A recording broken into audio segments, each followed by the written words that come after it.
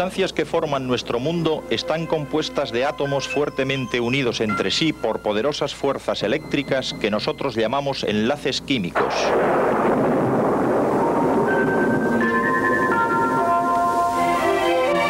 Enlaces químicos y estructura atómica.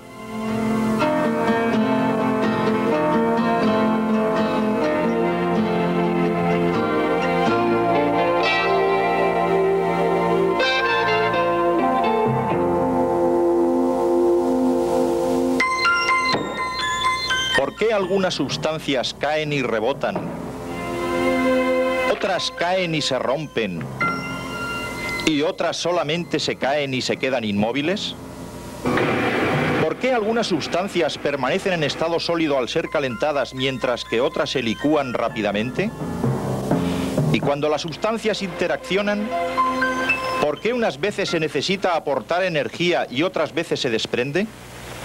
Las propiedades físicas y químicas de los elementos y compuestos dependen en gran parte de la naturaleza de los enlaces y de las fuerzas que mantienen unidos sus átomos y moléculas. Debemos tener presente, mientras visualizamos la estructura atómica, que no hay manera de mostrar sus tamaños relativos correctamente. El diámetro de un átomo corriente es 10.000 veces más grande que el diámetro de su núcleo. Si un átomo fuera ampliado de modo que su límite externo pasara por las porterías de un campo de fútbol, siguiendo la escala, el núcleo no sería mayor que el de un guisante situado en el centro del campo, con un diámetro inferior a 1 centímetro. La interacción de las partículas cargadas que forman los átomos es la clave de su unión.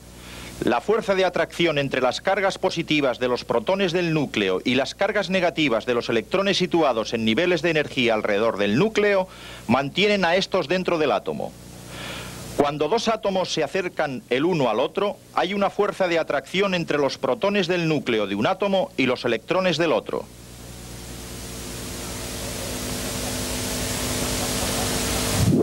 Todos los enlaces químicos están formados de esta manera y han creado materia en sus diversas formas.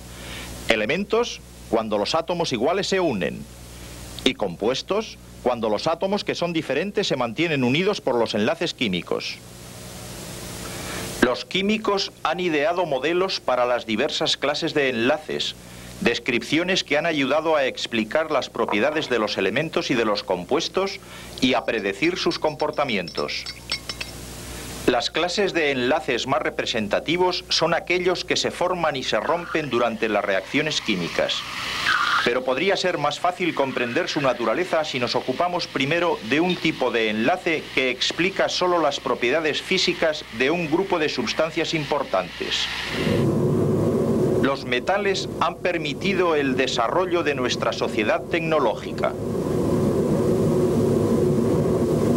En las comunicaciones, en la construcción, en los transportes, en la gran revolución electrónica, los metales son sustancias indispensables.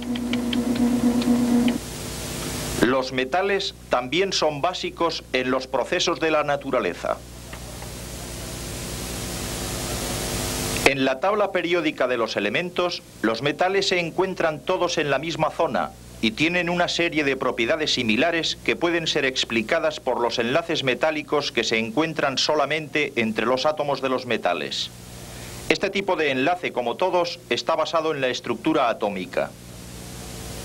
Podemos considerar la estructura del metal sodio, por ejemplo, como un caso típico.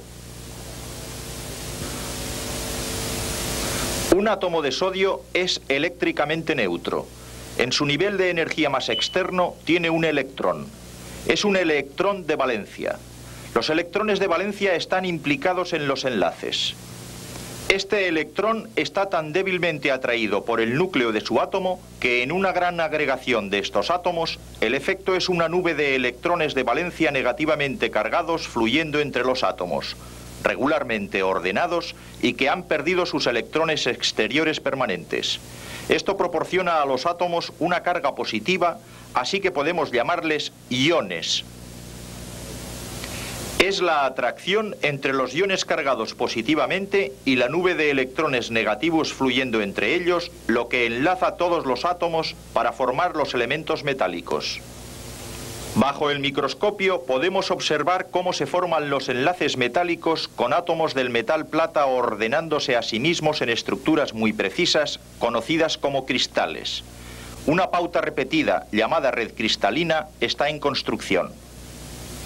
Como los átomos se mueven dentro de esta red, ellos liberan sus electrones convirtiéndose en iones positivos. El enlace metálico puede explicar las propiedades comunes de los metales. ¿Por qué los metales tienden a tener brillo? Las ondas luminosas están implicadas en ello y tienen una cierta frecuencia de vibración. Ellas hacen que la nube de electrones de la superficie externa del metal oscile a la misma frecuencia cuando las ondas los alcanzan. Esta energía adicional es radiada hacia afuera por los electrones y podemos verla como una reflexión de la luz y la superficie aparece brillante. Estos electrones externos móviles explican muchas otras propiedades que les son características.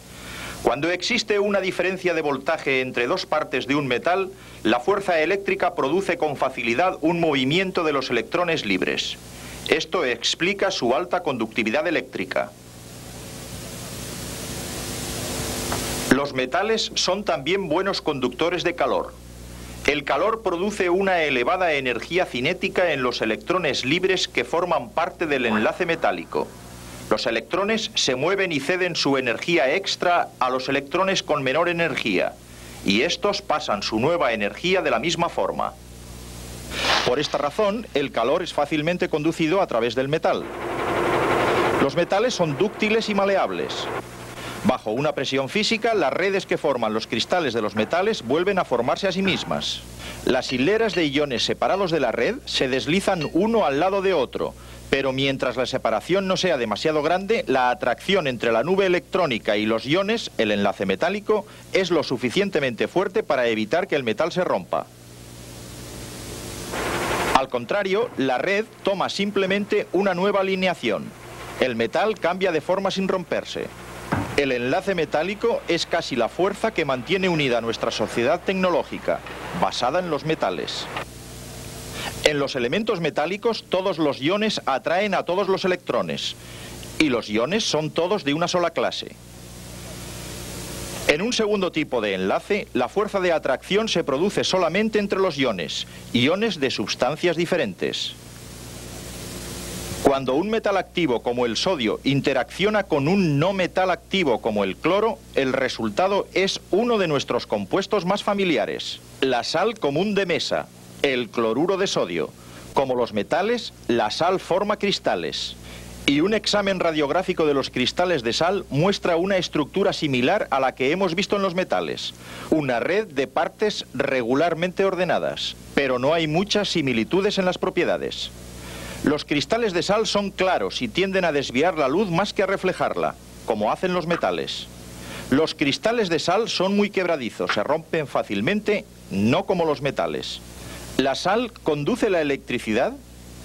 No, no como un sólido, solo en fusión. Y los puntos de ebullición y los puntos de fusión de las sales en general son relativamente altos. El punto de fusión de la sal de mesa, por ejemplo, es 800 grados centígrados. Esto es unos 700 grados más alto que el punto de fusión del metal sodio, uno de sus constituyentes. El enlace que mantiene unidas estas sustancias recibe su nombre por la clase de partículas que las forma. Es el enlace iónico, formado por la fuerza de atracción entre iones positivos y negativos. Las partículas visibles en un cristal de sal son iones, tal como en los metales. Pero los iones de un elemento metálico son todos de una sola clase y están todos cargados positivamente. En la sal y en otros sólidos iónicos no ocurre lo mismo. Podemos ver por qué si consideramos lo que sucede cuando un solo átomo de sodio interacciona con un solo átomo de cloro. Una mirada a la tabla periódica nos dice algo acerca de estos átomos. El sodio es el primer elemento de este periodo. Aparte del único electrón de valencia de su nivel de energía más externo, el sodio tiene la estructura atómica del neón, un gas noble y un elemento altamente inerte. Por otra parte, el cloro es el anterior al último elemento de este periodo. Tiene 7 electrones en su nivel exterior, exactamente un electrón menos de los 8 que tiene el argón, que es tan inerte como el neón. Ahora, al acercar el sodio y el cloro con la suficiente energía y lo suficientemente cerca para interaccionar, entran en juego unas poderosas fuerzas electrostáticas. Las fuerzas mueven el único electrón del nivel exterior del átomo de sodio hacia el nivel exterior del átomo de cloro. Pero con un electrón menos, el átomo de sodio, originariamente neutro, tiene ahora un exceso de carga positiva. Y el originariamente neutro átomo de cloro, al ganar un electrón, tiene ahora un exceso de una carga negativa. Y así ambos son iones, átomos cargados eléctricamente. Los dos iones están unidos por este enlace iónico. Esta misma fuerza de atracción atrae ion tras ion en una ordenación que está exactamente determinada por las fuerzas electrostáticas y por el tamaño de los iones implicados. Los iones se agrupan formando una red que gradualmente crece, formando un cristal iónico de sal común. El enlace iónico puede ayudar a explicar las propiedades que asociamos comúnmente con la sal de mesa y otros compuestos iónicos similares. ¿Por qué los cristales de sal son transparentes, no brillan como los metales que están también formados por iones? En el enlace metálico, la nube de electrones libres externos absorbe y después emite la energía de las ondas de luz. Pero en los cristales iónicos, la organización de los átomos hace que la energía luminosa no resulte absorbida y reflejada. Por el contrario, las ondas de luz son capaces de pasar a través de los cristales.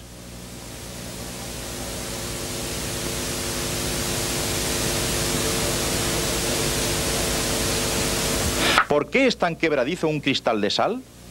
Cuando un cristal es sometido a una tensión, la orientación de sus partes positiva y negativa resulta cambiada. Los iones positivos estaban alrededor de cada ion negativo y los iones negativos alrededor de cada ion positivo. Pero ahora los iones con las mismas cargas llegan a estar muy cerca unos de otros. ¿Y qué ocurre? Una repulsión, puesto que las cargas del mismo signo se repelen. Y de este modo la estructura se rompe.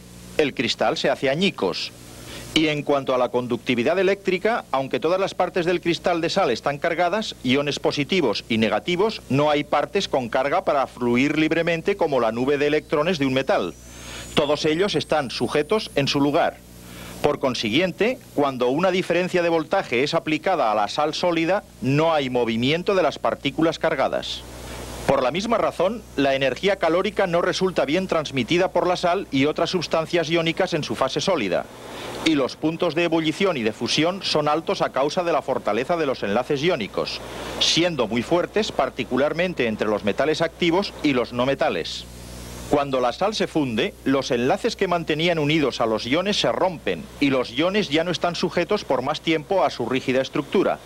Ahora, una diferencia de voltaje ejerce su efecto.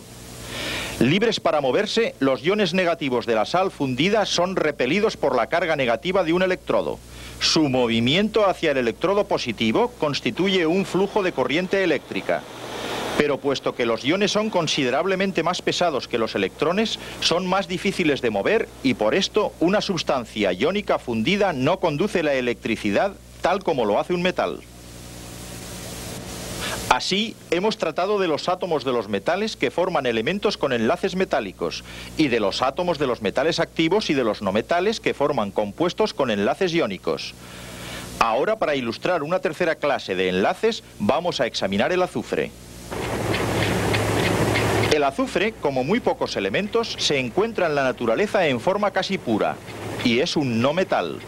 No es un buen conductor de la electricidad, ni en estado líquido, tal como son las sales y los metales, ni en estado sólido, como solo son los metales. Ahora tomemos un compuesto, agua por ejemplo.